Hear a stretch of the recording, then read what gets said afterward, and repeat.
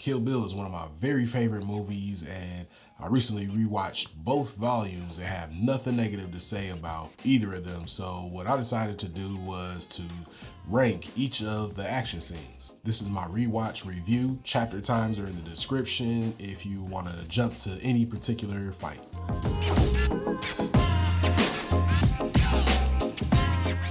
Kill Bill Volumes 1 and 2 were released October of 2003 and April of 2004, and both were written and directed by the talented Quinten Tarantino and were his fourth and fifth releases. If you wanted to watch these right now, I think you'd have to buy or rent them from your favorite service like Apple TV Plus or Prime Video. I wasn't able to find them available to stream at the time of this recording, but I'm sure they're somewhere and I was missing it. So if you just happen to know, maybe leave that information in the comments for everyone else.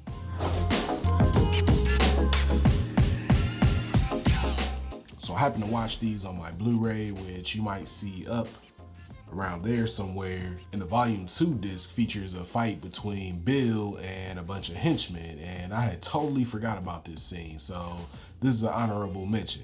I thought it was dope that it featured Michael Jai White. I forgot he was even in that. And it mostly features Bill just kicking ass and being real laid back while the bride watches. I think they shot it to establish Bill as a skilled fighter at the same level as what we've seen of the bride so far, and to give a little bit of their backstory. I see why it was cut from the film though. It didn't quite have the same aesthetic as the rest of the movie, and it was just a little bit hokey. Jai White's character had his vocals dubbed while his mouth was moving in a different way to kind of pay homage to the martial arts movies that Tarantino was definitely inspired by while making these. But that part was a little bit weird because none of the other scenes in the movie did anything similar to that.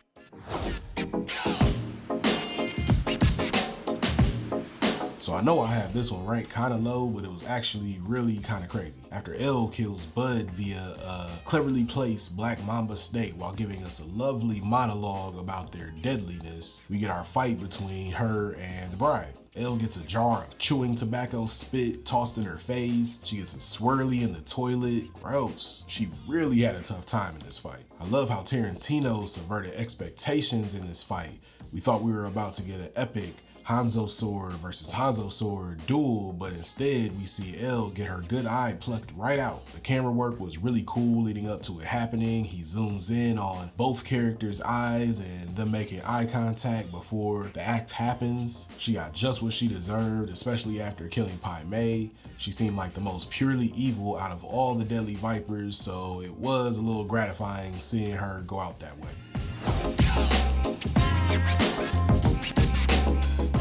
Who doesn't like a good training montage? The one with Pai Mei in volume 2 is right up there with the best of them. You see the bride honing her skills under his cruel tutelage. I loved his judgmental beard flicks. All this to show how she became so badass and to help us buy into her punching her way out of being buried alive.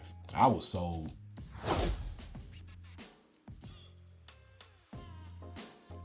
This scene was great because of all the buildup throughout both movies and in the scene itself. We see the bride discover that her daughter survived, so she has a lot more to live for than vengeance now. This fight was such a slow burn, so much dialogue and exposition. I never thought they would get to it. I loved his Superman analogy, and the mini pregnancy test scene in between was nice too. She used the 5-point exploding heart technique to get the job done. Apparently this move didn't originate in this movie, but with the character of Pai Mei in another movie. I read that the character of Pai Mei has been around for a really long time in various films played by numerous different actors. I couldn't imagine a cooler way to kill Bill.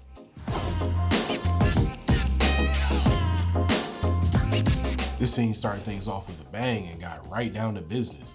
It was on sight once these two saw each other. A knife fight is just up close and personal, and their beef was very personal.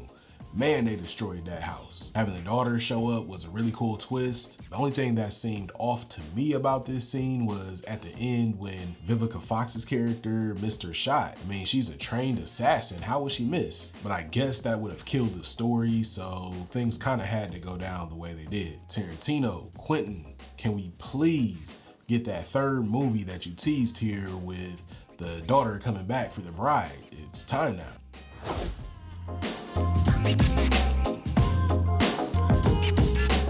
This scene was the perfect contrast to the one with the crazy 88. We joined the bride and O-Ren Ishii in this winter courtyard that was totally different from where they had just come from. This scene is way more calm and meditative despite the battle that is about to take place. The respect that we see that O-Ren has for a Hanzo sword really built them up for the Volume 2. The only thing I really didn't like was the music choice once that kicked in, but I was glad it didn't stay too long because it was just a little bit distracting. And then that final moment where Ishii gets scalped, ouch.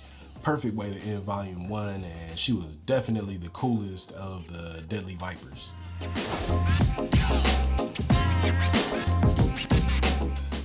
And I can't imagine enjoying an action scene more than I did this one.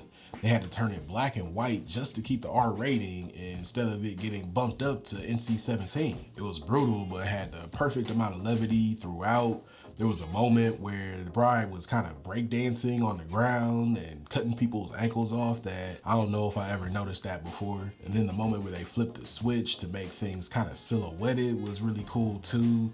And then they open up to the whole room and it's just all these people laying on the ground, just writhing in pain. Even the pool was red with all of their blood, and it added to the context of just how much damage she did to this group of fighters. And I can't forget about Gogo with her mace. That part of the battle was pretty intense and brutal. Perfect weapon for that character and gnarly death for her too.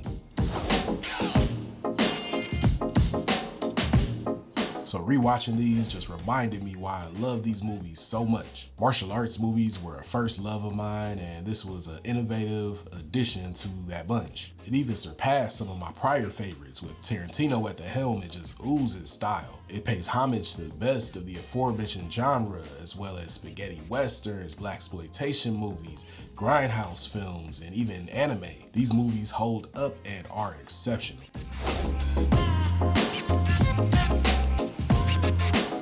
So what do you think of Kill Bill? What are your favorite fight scenes and moments, and which movie should I rewatch next? Let me know in the comments. If you enjoyed this video, give it a like and subscribe to my channel so you don't miss my next one.